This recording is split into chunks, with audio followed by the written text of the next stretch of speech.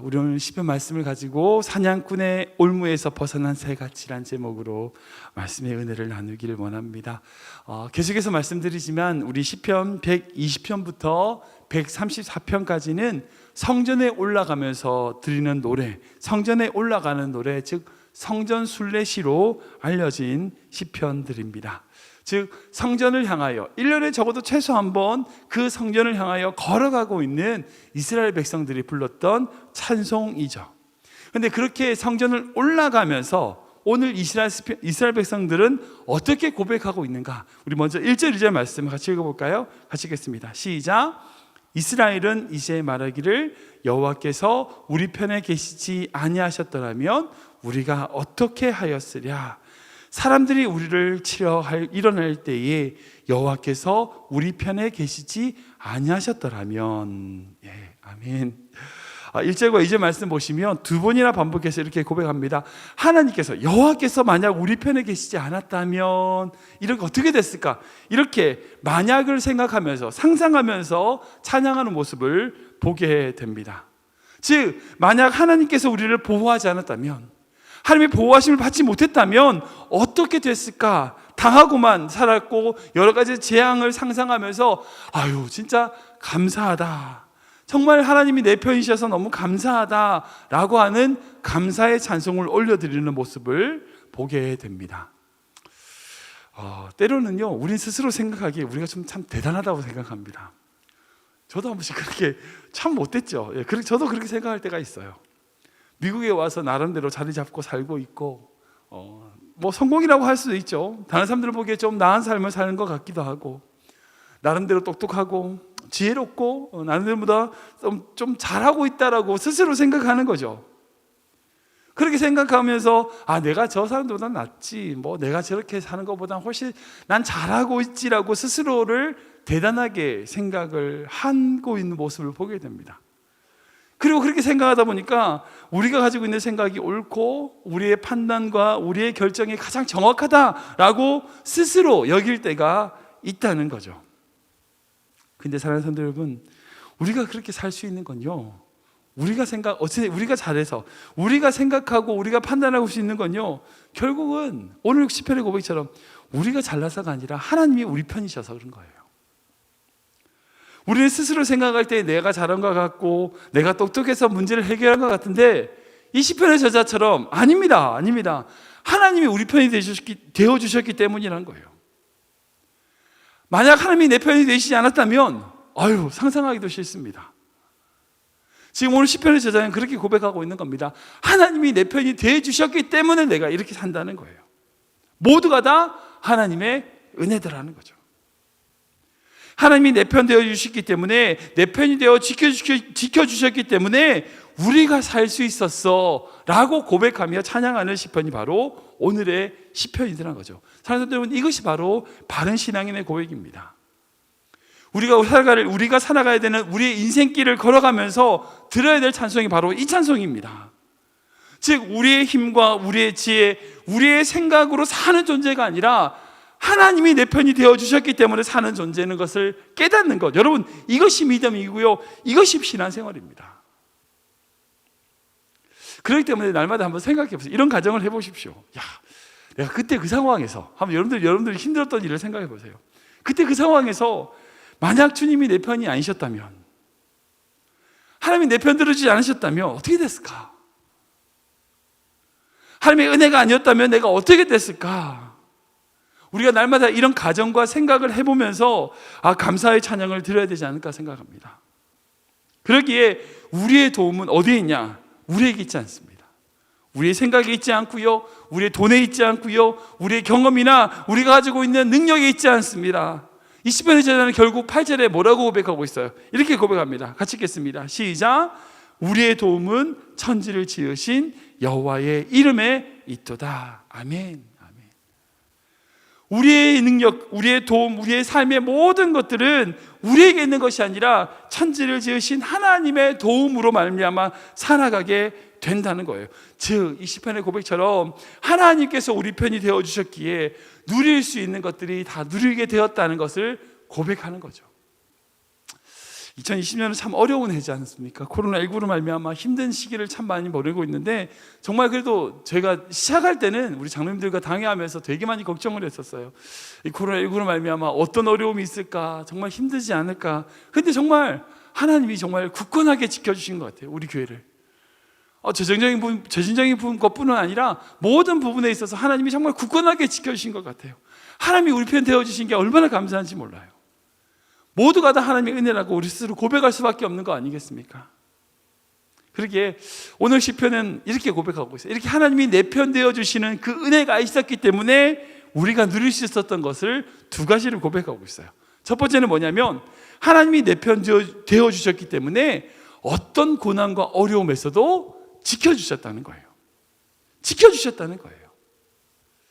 좀 길지만 우리 3절부터 6절까지 말씀 읽어보겠습니다. 같이 읽겠습니다. 시작. 그때에 그들의 노여움이 우리에게 맹렬하여 우리를 산채로 삼켰을 것이며, 그때에 물이 우리를 휩쓸며 시내가 우리 영혼을 삼켰을 것이며, 그때에 넘치는 물이 우리 영혼을 삼켰을 것이라 할 것이로다.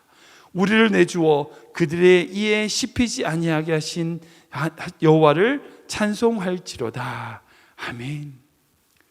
사랑하는 여러분, 성도 인생길에는요 온갖 위험이 도사리고 있습니다. 성도들에게 분노하며 공격하는 악인들과 악한 세력들이 너무나 많습니다. 근데 이런 세력들이 이들을 저항할 수 없는, 그렇게 밀려오는 홍수처럼 우리 성도들을 에워싸는 모습을 우리는 보게, 시편의 제자처럼 고백할 수밖에 없는 거죠. 오늘 시편의 제자는요, 우리가 살아오는 동안 하나님께서 내 편 되어주시지 않았다면, 하나님이 지켜주시지 않았다면 어떻게 됐을까라고 상상하면서 세 가지를 얘기하고 있어요. 이 세 가지 공격을 보는데, 첫 번째는 뭐냐면 불과 같은 노여움을 표현하고 있어요. 3절 말씀 보시면 그들의 노여움이 맹렬히 우리를 삼켰을 것이라고 얘기해요. 이건 뭐예요? 마치 불이 타는 것처럼, 불이 태우는 것처럼 맹렬하다라고 표현하고 있어요. 얼마 전에 캘리포니아에서 산불로 많은 피해가 있었죠. 그때 영상들이나 사진들을 보셨을 겁니다. 불이 오면요 손을 쓸 수가 없어요. 손 쓸 수 없는 상태입니다. 무서운 장면들을 우리가 영상으로 많이 봤어요. 이와 마찬가지로 우리 인생을 불태울 노여움이 있는데, 그런 노여움들이, 불과 같은 것들이 우리를 삼켰을 거라는 거예요. 그뿐 아니라 우리 4절과 5절 말씀 보면 넘치는 물, 그런 것들이 휩쓸 것이다 라고 표현하고 있어요. 이건 마치 홍수와 같다는 거예요. 4절과 5절 말씀 보면 물이, 그리고 시내가, 넘치는 물이 우리의 영혼을 삼켰을 것이다. 불난리가 나면요, 불이 나면 정말 무섭지만 그래도 불은 물보단 나아요. 물난리가 나면 더 힘들다고 하더라고요. 불은 좀 그래도 타고 나면 쟤라도 건질 게 있는데, 물은 쓸고 휩쓸고 가면 아무것도 정말 남지 않는다고 하더라고요. 특히 농사 같은 거 지을 때 논이나 밭에 불이 나면 안타깝지만 불이 타고 나서 끝이야. 끄고 나면 다시 거기다 농사를 지을 수 있어요. 근데 물난리가 나면 어떻게 되는지 아세요? 농가 밭이 없어져요. 한국에 그 홍수가 나가지고 뚝이 무너져가지고 싹 논을 쓸어가는 영상 보셨는지 모르겠습니다. 그런 것들을 보면요, 뚝이 무너져가지고 논에 물이 들어와서 다 휩쓸고 갔는데, 그 지나고 난 자리에 논이 없어져요. 자갈밭밖에 없는 거예요. 남는 게 없습니다. 그러니까 불을 타고 남는 건 있지만 물은 정말 남는 게 없는 거예요. 그렇게 모든 환란들이 우리를 휩쓸고 갔을 것 같은데 그런 어려움이 있었다는 거예요. 세 번째는 6절 말씀 보면 우리를 씹는 그들의 이빨에서 우리를 보호하셨다고 고백하고 있어요.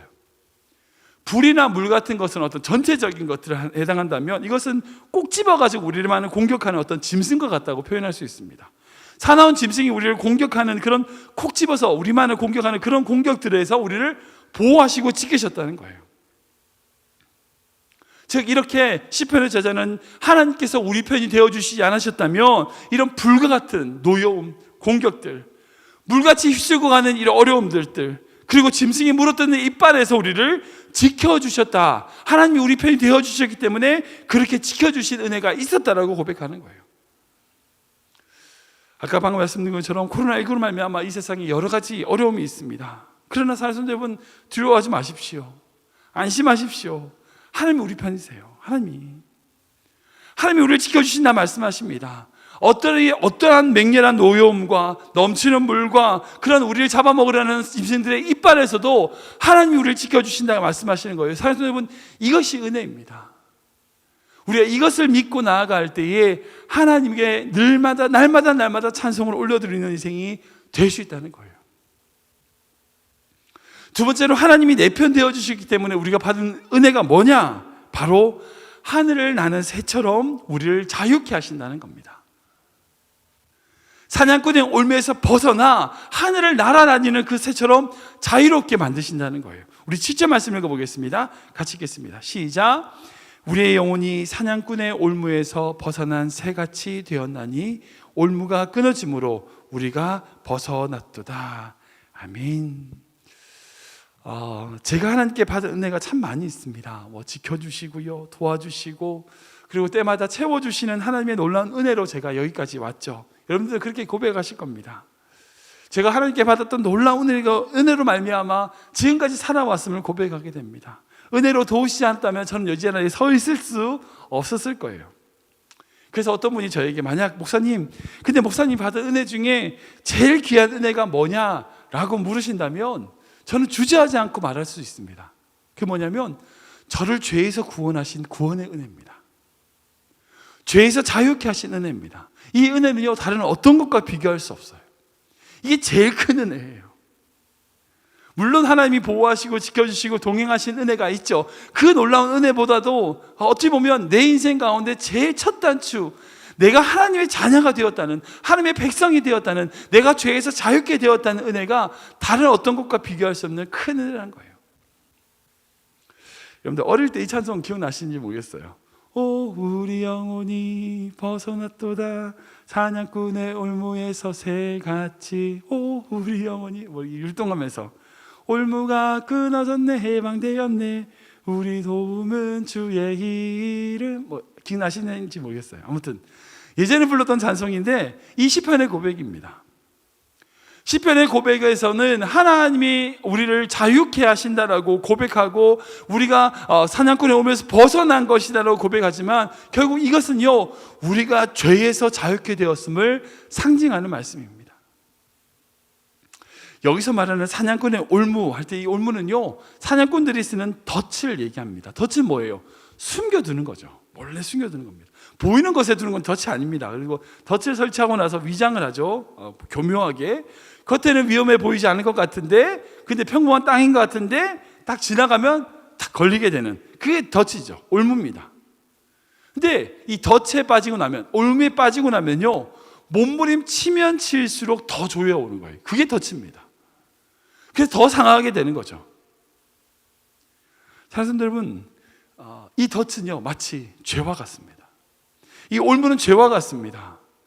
사단이요, 그냥 그 죄를 던질 때 교묘하게 보이는 거예요. 위장해서 우리 주변에 두는 겁니다. 겉으로 보기에는 위험하지 않은 것 같아 보이는 것들을 우리가 집어삼키면 어떻게 돼요? 빠져나오려고 힘을 쓰면 앨수록 더 조여오는 것. 이것이 죄입니다. 지금 이 세상을 보면요, 간교하고 악한 사단마귀가 그리스도인들을 얼마나 올무에 빠뜨리는지, 그리고 교회를 얼마나 올무에 빠뜨리려고 하는지 모릅니다. 수많은 교회와 그리스도인들이 덫에 걸려있는 모습을 볼 수 있습니다. 그러게 세상적으로 보면요, 잠깐 이 악한 마귀들이 세상에서 승리하는 것처럼 보일 수도 있을지 모르겠습니다. 그러나 뭐예요? 결국 궁극적으로 하나님께서 그들의 모든 계략을 허물으시고 그들의 올무에서 주의 성도들을 구원하신다는 약속을 주신다는 겁니다. 하나님이 우리 편이시기 때문에 그렇게 하시겠다는 겁니다.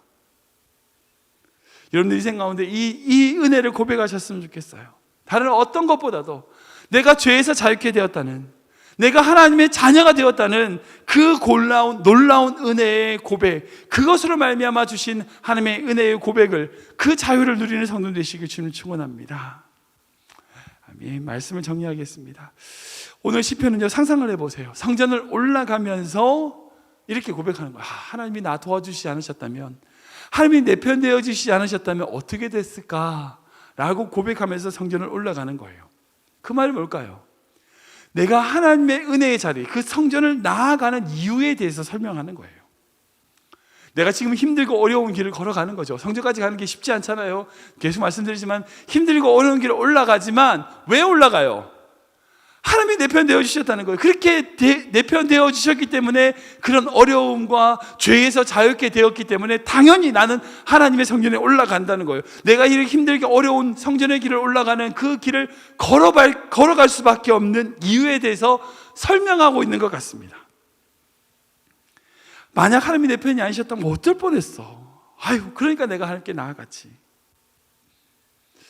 저는 우리 귀한 크리비나장 모든 성도님들이 이렇게 신앙생활 하셨으면 좋겠어요. 내일 말고 이제 다음 주가 이제 추수감사주일인데요. 우리가 추수감사주일날 기억해야 될 감사가 뭘까요? 감사할 게 참 많이 있습니다. 근데 결국 뭐냐면 하나님이 지켜주시지 않았다면 우리가 어떻게 될 뻔했냐고요. 그거를 기억하면요 감사할 수밖에 없어요. 예, 감사할 수밖에 없어요. 그것을 기억하고 감사하는 날 바로 추수감사주일입니다. 한 해 동안 하나님이 내 편 되어주시지 않으셨다면 내가 어떻게 될 뻔했냐라고 생각하며 그 감사를 올려드리는 시간이 바로 추수감사주일인 거예요.